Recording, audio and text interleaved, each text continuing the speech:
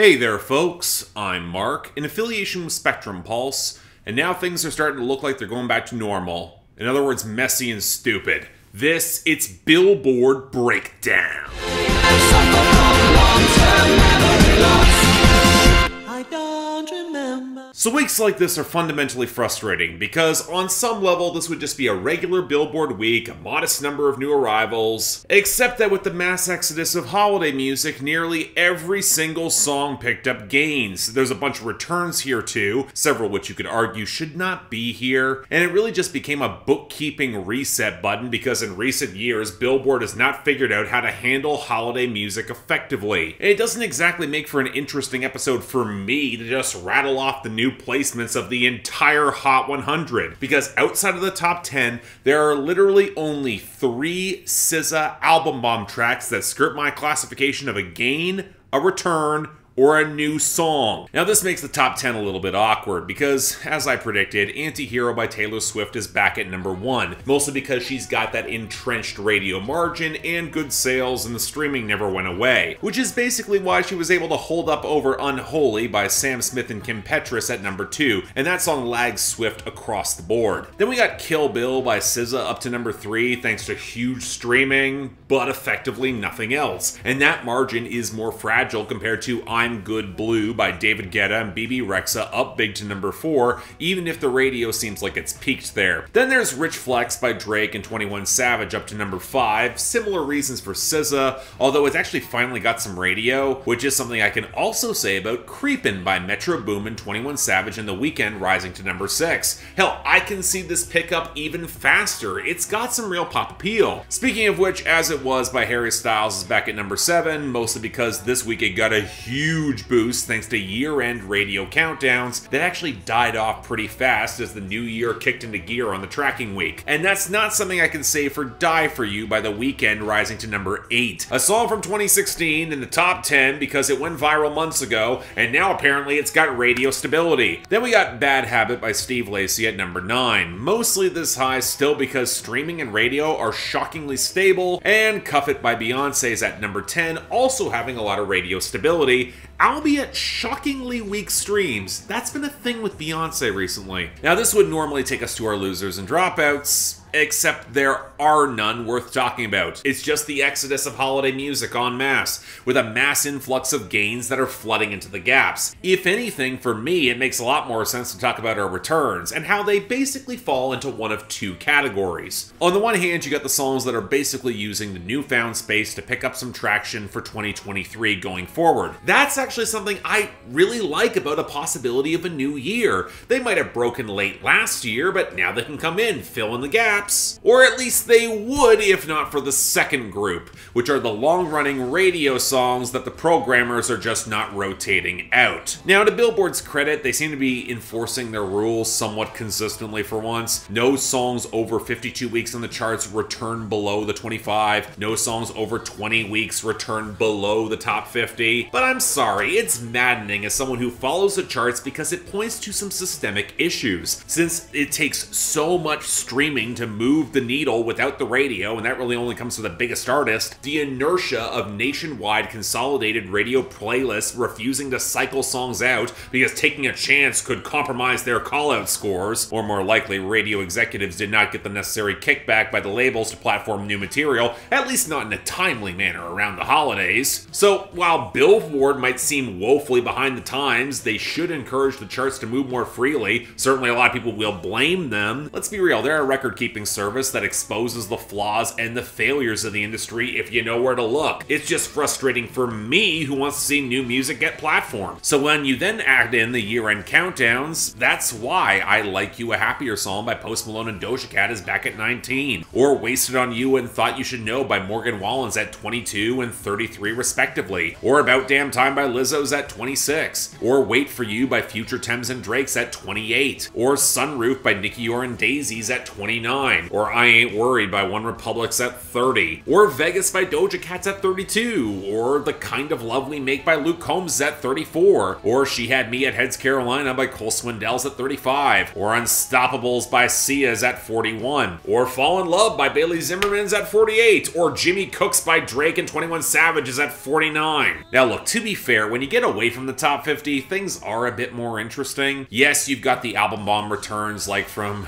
Drake and 21 Savage with Her Loss, with Pussy and Millions with Travis Scott back at 92, or On BS at 95, or Major Distribution at 99, or come from Taylor Swift with Bejeweled at 81 and Midnight Rain at 97, or more recently from SZA with Open Arms with Travis Scott at 85 and Notice Me at 100, or even from Lil Baby with Hey at 84 and California Breeze at 89, as well as Freestyle, it's back at 72. Although let's be real, more of the SZA songs, they just stuck around in the Hot 100 over the holidays. They picked up this week, more on this in a bit. But we also had some country returns I didn't expect, like Tennessee Orange by Megan Maroney at 58, or What He Didn't Do by Carly Pearce back big at 67, or Wild As Her by Corey Kent at 75, or Half of Us by Thomas Rhett featuring Riley Green at 73, or Out in the Middle by the Zac Brown Band at 93. Now the rest...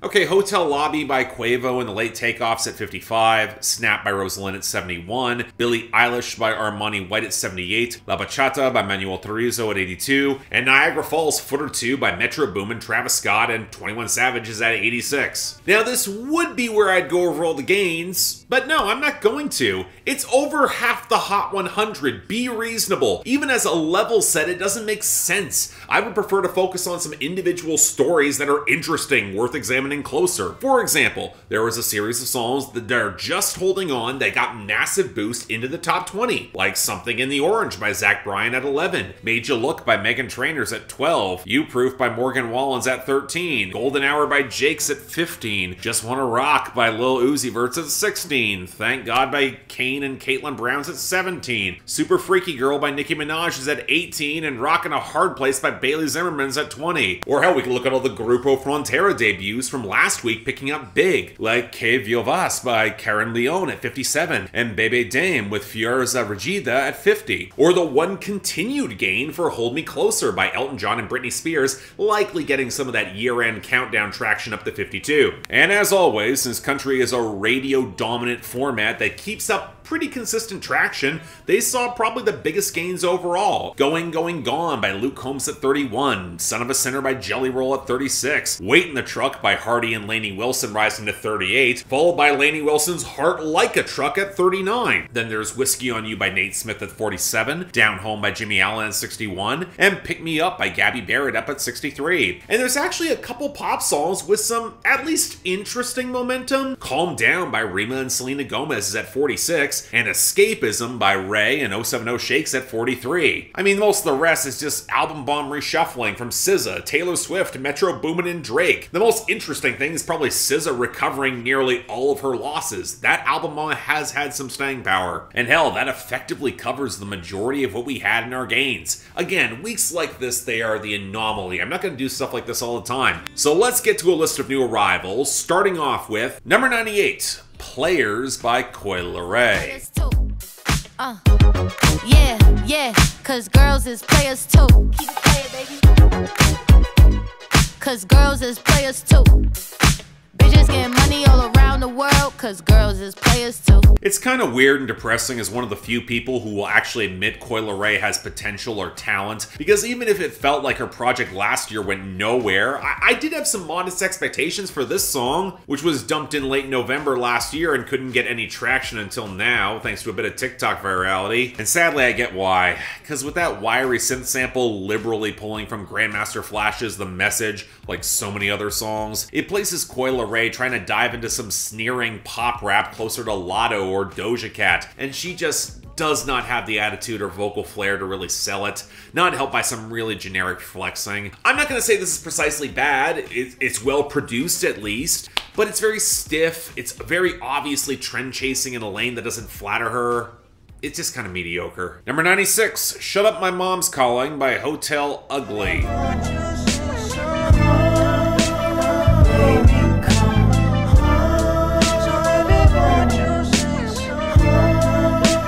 And speaking of songs going viral on TikTok, I saw this hitting the charts outside of the US. I knew it was only a matter of time. And sure enough, we got this mostly unknown duo out of Houston, caught a bit of attention for a song in 2020, and wow, this blows. Okay, yeah, the vocal interplay is fine, if a little bit amateurish, and I don't mind the sinuous groove that's trying to cultivate a spare vibe, but then we get those slightly haunted synths, and what sounds like a babbling of a Muppet baby, and I just clock out, because the song's all the more obnoxious by this mewling desire to get this increasingly distant girl to come home, despite the fact that he outright admits he's a lousy lover. There's just something noxious and almost pathetic about how this song frames itself. It's somewhere between ripping off Steve Lacy and the wave of simping pop songs that dropped in late 2019, because apparently this one sucks so much we're only getting to the dregs of it now. And yeah, it's crap. And while we're here, number 88, Here With Me by David.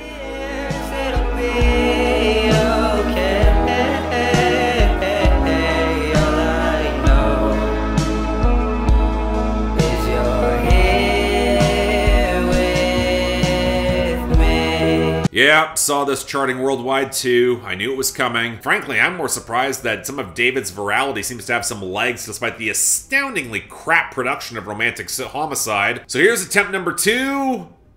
And you know what? Credit where it's due. This is better. I mean, the drums are underpowered, but they at least sound more credible and organic to match the more liquid, beachy guitars, where, once again, I can tell when someone's trying to openly rip off Steve Lacy, where the more interesting guitar meandering unfortunately can't help a pretty basic vocal line in the melody. But you know what? The lyrics are fine, clumsy and trying to recapture some of that quiet, love-struck moment, but it's at least sincere. There's a bit of charm here. I mean, I'm not saying this kid David's got a lot of potential, but if he gets the right polish and label push, he might be able to make tolerable music. Okay, no complaints. It's fine. Number 87, The Color Violet by Tory Lanez. No, I won't dance again. Oh yeah. No, I won't dance again. No, I won't dance again. Pretty baby. Ooh. Okay, look. I know everyone's just expecting me to dump on Tory Lanez right now. After the conclusion of his trial in 2022, it would be extremely easy. But his consequences are tangible beyond what I'll say here. I know how this can end careers, and I frankly have far harsher words for the figures in hip-hop and journalism who would prefer to make Megan Thee Stallion's life a living hell on a lie rather than acknowledge the sad reality of the case, where many of them will likely throw Tory Lanez aside like the Manosphere does with so many of their own martyrs. I mean, it's frustrating for me because I also don't like the music for very different reasons. I've never been a fan of Tory Lanez in the years I've covered him. I find him derivative, lyrically kind of sketchy. So now going to this song from late 2021, I mean, come on. It's such an obvious ripoff of The Weeknd. It's not even funny. The drums sound ripped from 80s synth pop with all the power ripped out. The vocal inflections are lifted straight from After Hours, as well as some of the runny synths, except the mix quality is just cruddier all around with some messy blending. And then there's the writing.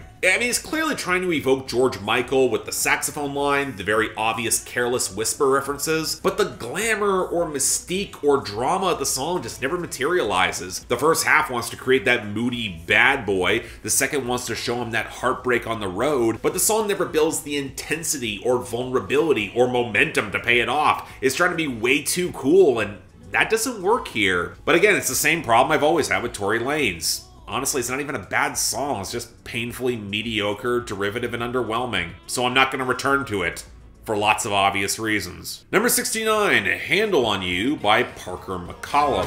Fifth won't do. Yeah, I finally got a handle on you.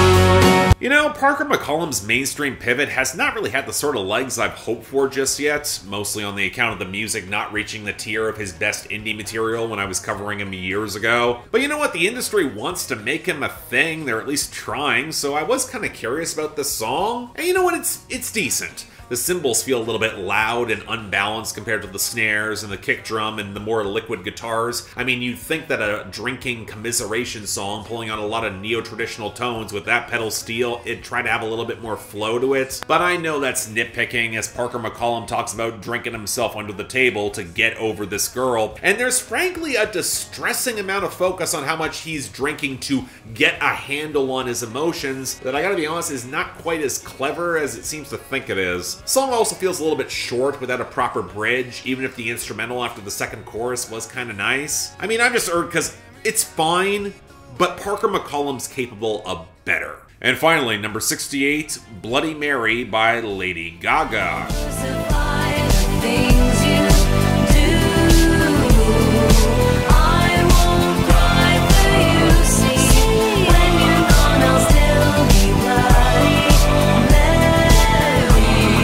I mean, sure, why not? Album cut from a Lady Gaga album from 12 years ago going viral. I guess if Lady Gaga is going to get more hits, why not like this? I mean, I personally would have preferred Hair or Americano from Born This Way, given that my favorite songs, You and I, Edge of Glory, and Judas, they already were decent hits, but you know what? Trust someone who was around for this album, it could have been far worse. The electro clash moments where the techno grooves and the synths just throw up all over each other, they've aged really haphazardly. But okay, fine. Bloody Mary.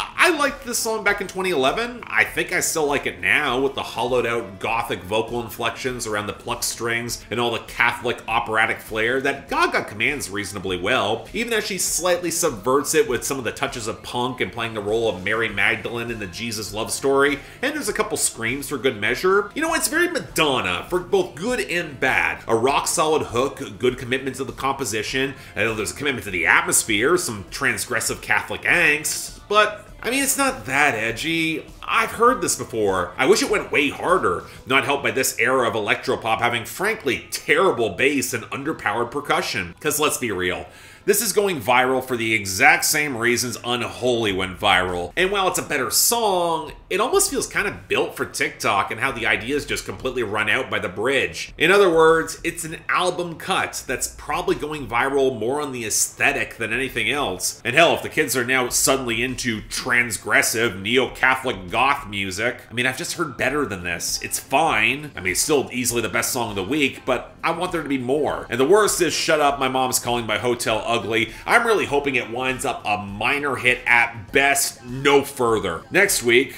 maybe a bit of a shred of normalcy as we move out of the holidays proper, might get some more releases. We will have to see. But until then, I'm Mark, you're watching Billboard Breakdown, affiliated with Spectrum Pulse, and I'll see you next time.